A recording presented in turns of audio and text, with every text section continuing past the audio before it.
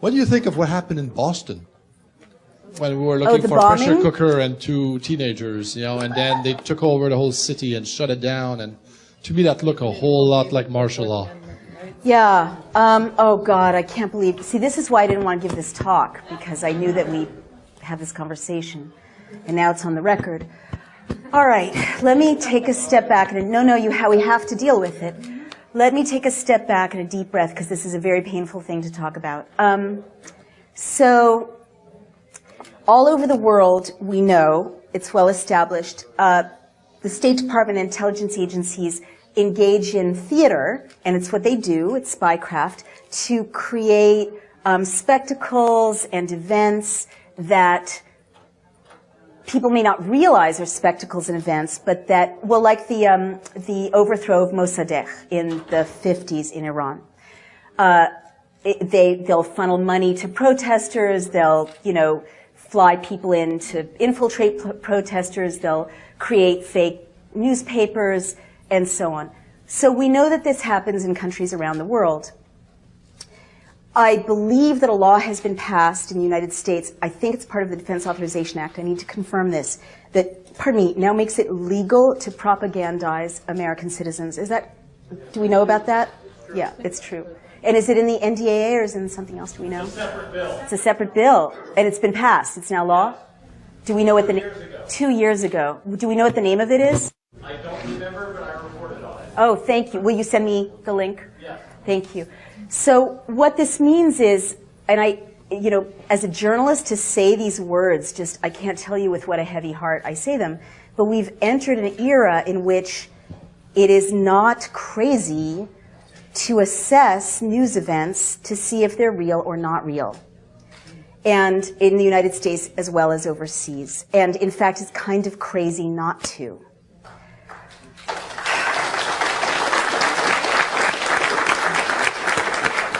Now, there's so much hype about what I just said, and so I want to be very clear about it so it can't be taken out of context. There's this kind of reflexive vilification of anyone speculating about that because they become a conspiracy theorist, right? Well, just bear with me. I've often thought about this because our intelligence agencies, I respect spies. Who are doing, before it got out of control, I believe we need intelligence. I believe we need intelligence agencies. I don't think there's anything dishonorable about being in the intelligence services if you obey the Constitution and the law. But all over the world, our intelligence services are engaged in conspiring to create outcomes. That's their job. That's how they're successful. So now that it's illegal to propagandize in the United States, it doesn't surprise me that there's more and more products coming up in popular culture, more and more events in the news stream that seem to be, to my eye, to be subsidized. Let me give you some examples of that. I'm not talking about Boston right now. I'll get to that. We also talked earlier about infiltrators, right? And how they provoke violence. This is well established.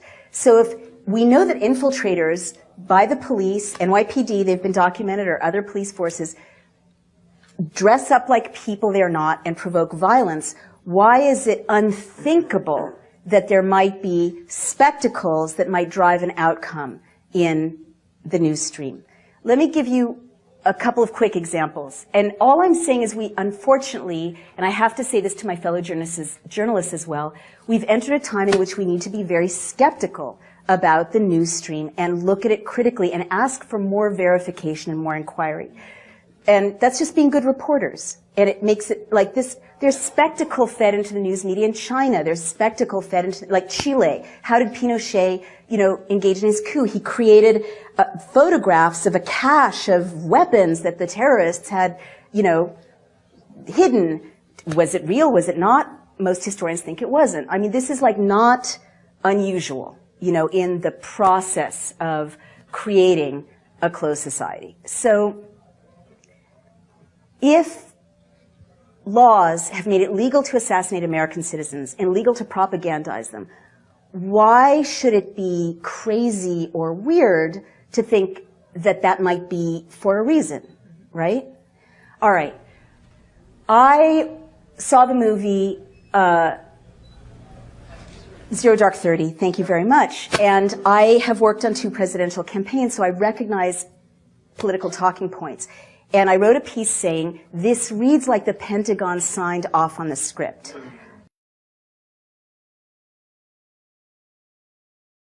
Because there were like chunks of political talking points identifiable to anyone who's worked in Washington, right? And you don't come up with those if you're a writer writing a screenplay. And everyone was very upset. It was very controversial and scandalous. But in fact, belatedly, a news story came out saying that in fact the Pentagon had, I think, subsidized some of it, but had certainly consulted directly on the script. And I see more and more TV shows about the CIA and more TV shows about spies and gigantic blockbusters in which surveillance is normalized and gigantic blockbusters in which people are tortured to get them to talk in a way that might exonerate people who actually tortured people to get them to talk in Guantanamo. And there's all this money being pumped into these unaccountable, terrorism fighting things. And now there's no law preventing that money from going through front organizations right into popular culture. So that's of interest to me. And so another thing I want to say, and there's so many people waiting to ask a question, but I just need to say this, is I'm skeptical of certain news events that seem more theatrical than the norm. Or I want to ask questions about them. Because I was in CNN once recently, and they were reporting a story about a water skier who had been decapitated on a lake between Mexico and the United States, and it had something to do with a terrorism threat, right? And I was like, decapitated water skier. Sometimes you hear these things and it's like so novelistic. You're like, real life doesn't work that way. Like, these are so novelistic. Someone's coming up with it to make it stick in the popular imagination. Or it just makes you think, well, I'd like to document that. I'm a reporter. What's the source? And it kept being just this one guy, Judge Arpajo in Texas. I may be mispronouncing his name. He's a very, yes. He was the source. And I have this wonderful Facebook community all over the world. And I went on Facebook and I'm like, Mexican Facebook community, is there any reporting about a beheaded water skier in this lake, in this place in Mexico? And they're like, no, what are you talking about? There's nothing like that. Doesn't exist. So I turned to the CNN producer and said, do you have a second source for this story? And it was all over the news. And they're like, and they checked and it's like, nope, just this guy, Judge, whatever. And I'm like, well, can you find a second source? And they were blushing and embarrassed, and they looked and they confessed that they didn't have a second source, which if you know what journalism is, you're supposed to confirm it with 2 sources.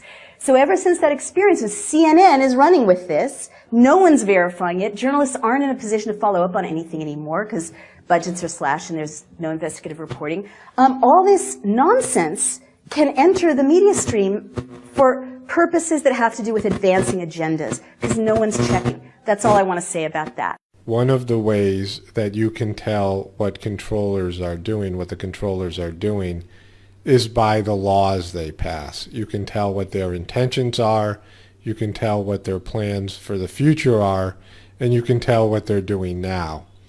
Now, in 2013, this was something that they tried to enact in 2012, and it's called the Mundt Modernization Act of 2012. Here is the original law. Now, I'm going to tell you why this is important in terms of all these crisis-acted events in a second.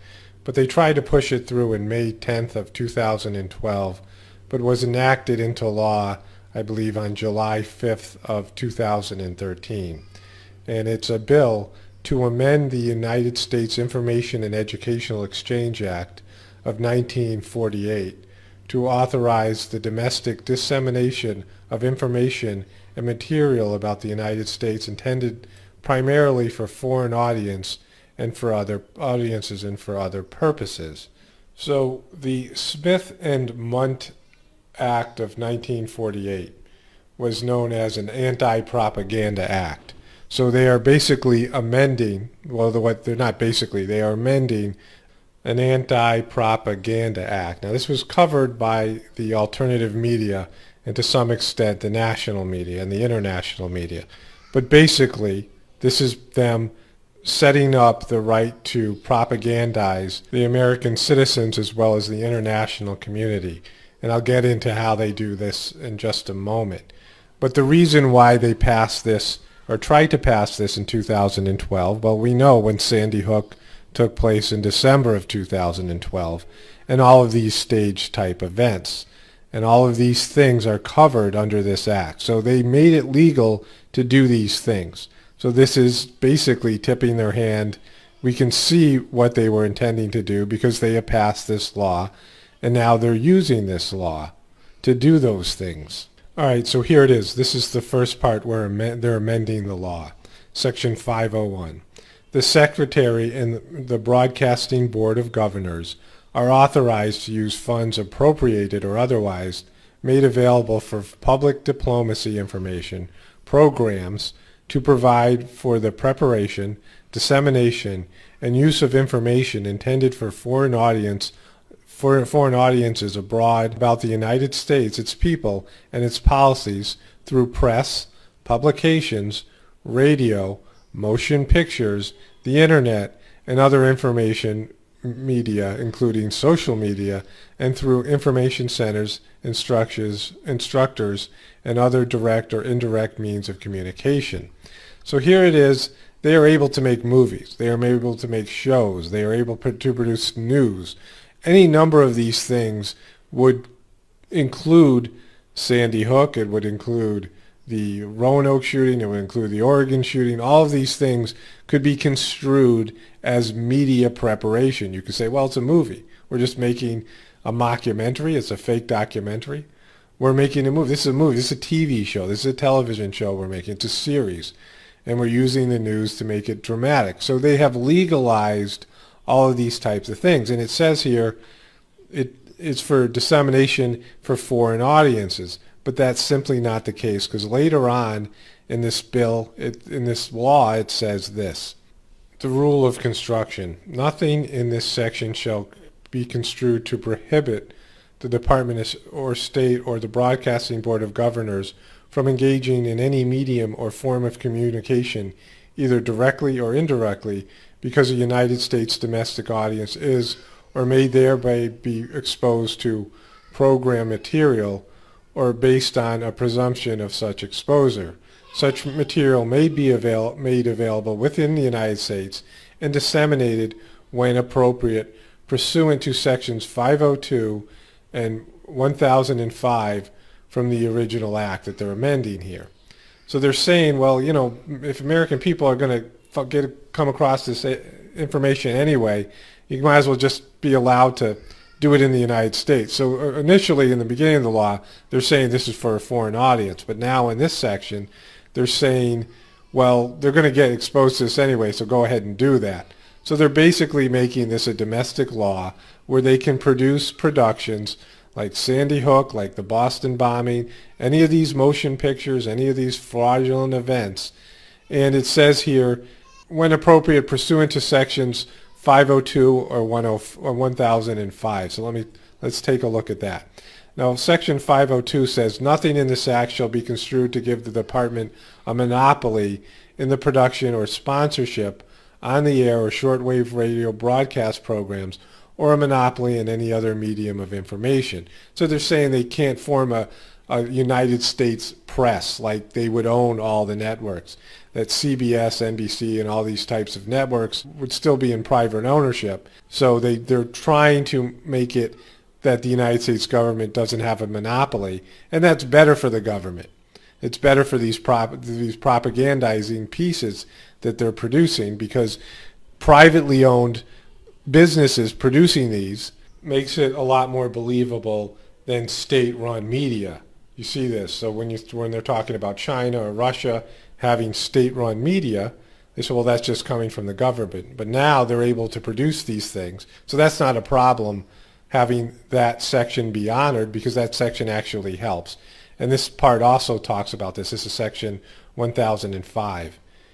In carrying out the provisions of this act, it shall be the duty of the Secretary to utilize to the maximum extent practicable the services and facilities of private agencies, including existing American press, publishing, radio, motion pictures, and other agencies.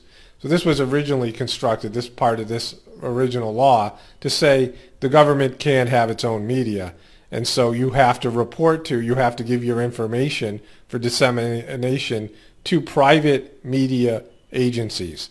And if you give them this media, then they can report it with their perspective.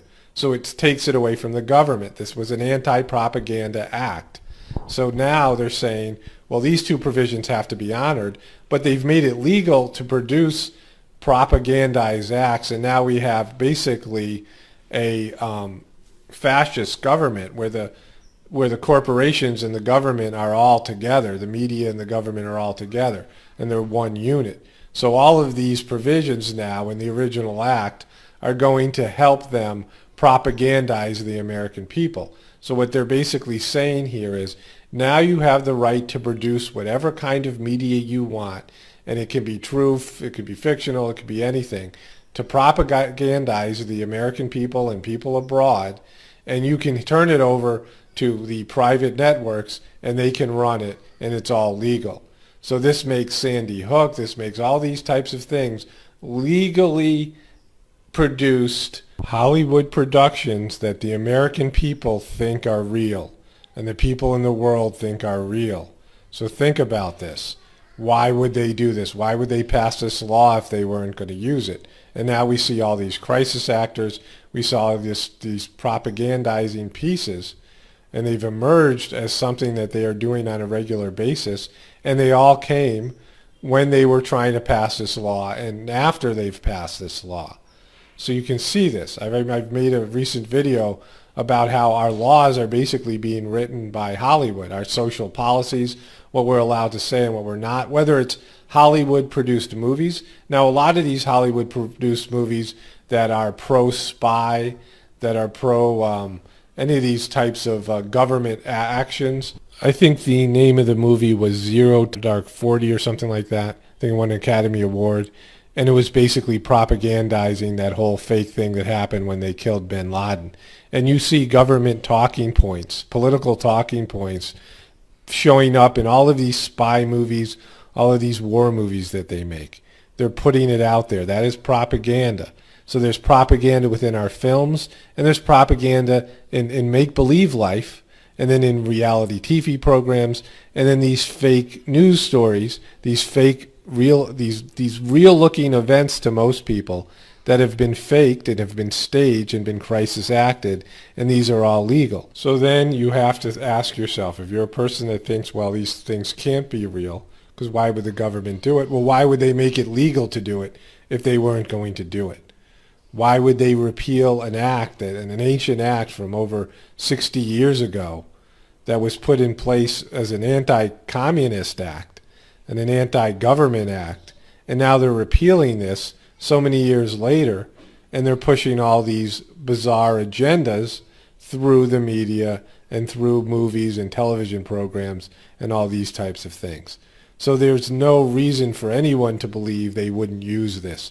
Why would they go through the trouble of passing a law that they weren't going to use?